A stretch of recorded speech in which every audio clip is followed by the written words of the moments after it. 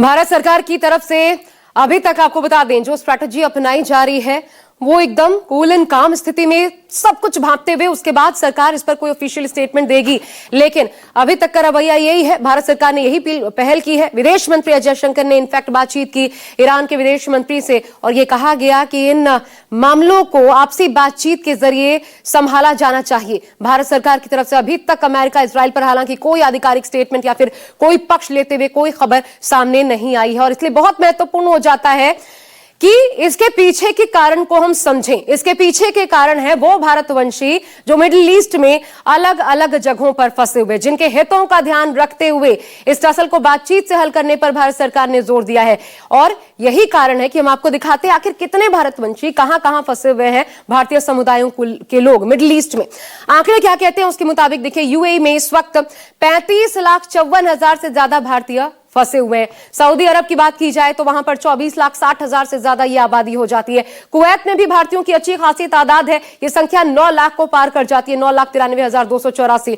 इसके अलावा कतर में 8,35,175 भारतीय हैं जिनकी चिंता है भारत सरकार को। ओमान की बात की जाए तो 6 लाख से ज्यादा। बहरीन इनफैक्ट यहां भी भारतीय रह रहे हैं, संभावित संख्या इनकी 3.25 लाख के करीब है, जबकि इजराइल में भी 20,000 के करीब भारतीय हैं। जॉर्डन में इनकी संख्या 16,897 है और इराक की बात की जाए तो 17,000 से ज्यादा।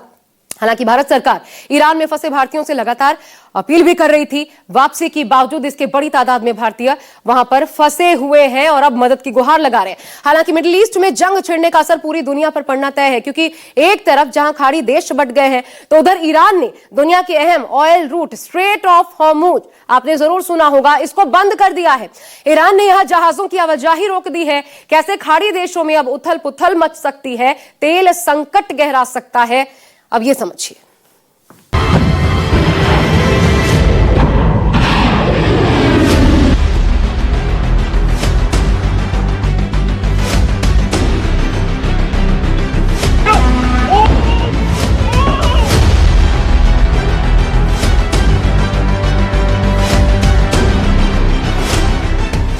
दुबई में ईरान के मिसाइल और ड्रोन हमलों से दहशत है,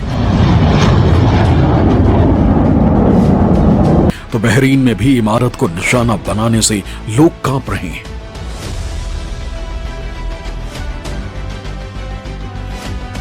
खाड़ी देशों के एयरपोर्ट भी ईरान के निशाने पर आ गए, जिससे अफरा तफरी मची। मिडिल ईस्ट के कई देशों ने अपनी एयर स्पेस कमर्शियल उड़ानों के लिए बंद कर दिया, जिससे लाखों लोग एयरपोर्ट पर फंस गए। बैडमिंटन स्टार पीवी सिंधु भी दुबई में फंस गईं। उन्होंने पोस्ट शेयर किया जिसमें लिखा कि दुबई एयरपोर्ट पर जहां हम छिपे हुए थे उसके बहुत पास एक धमाका हुआ। मेरा कोच उस जगह से मुश्किल से 100 मीटर दूर था जहां ये हुआ था और उसे जल्द से जल्द उस जगह से बाहर निकलना पड़ा।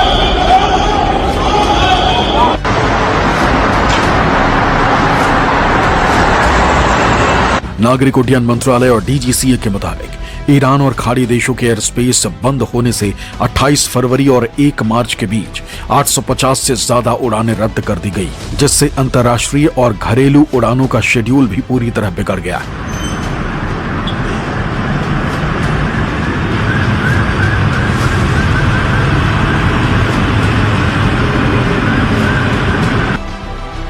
जानकारी के मुताबिक एयर इंडिया की अब तक 50 उड़ानें रद्द हो चुकी हैं। कम से कम 9 भारतीय विमान खाड़ी देशों के हवाई अड्डों पर फंसे हुए हैं।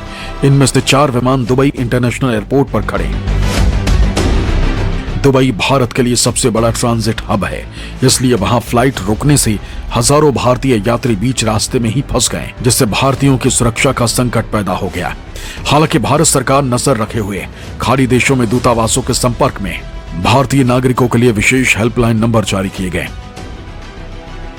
लोकसभा में नेता प्रतिपक्ष राहुल गांधी ने भी सोशल मीडिया पर पोस्ट करके मिडिल ईस्ट संकट पर चिंता जताई। कहा है कि यूएस, इजराइल और ईरान के बीच तेजी से बढ़ती दुश्मनी बहुत चिंता की बात है। मिडिल ईस्ट में हर भारतीय नागरिक की सुरक्षा हमारी सबसे बड़ी प्राथमिकता होनी चाहिए। मैं भारत सरकार से गुजारिश करता हूं कि वो हमारे लोगों की सुरक्षा के लिए तुरंत और पहले से कदम उठाए।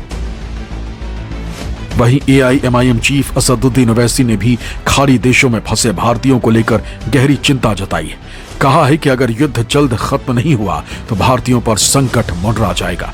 सरकार को उचित कदम उठाने चाहिए।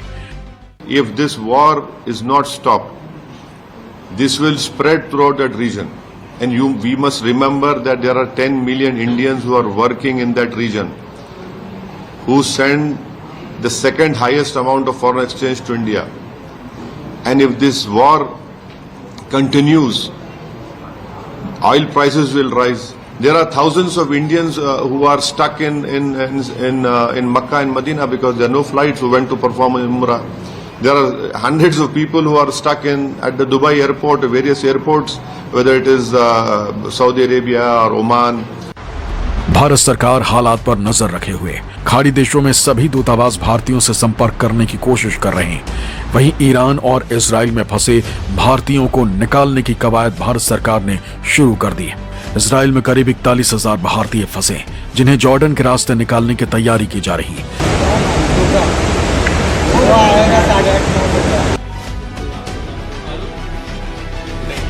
सवाल यह है कि जिस तरह अमेरिका और ईरान में जंग छिड़ी है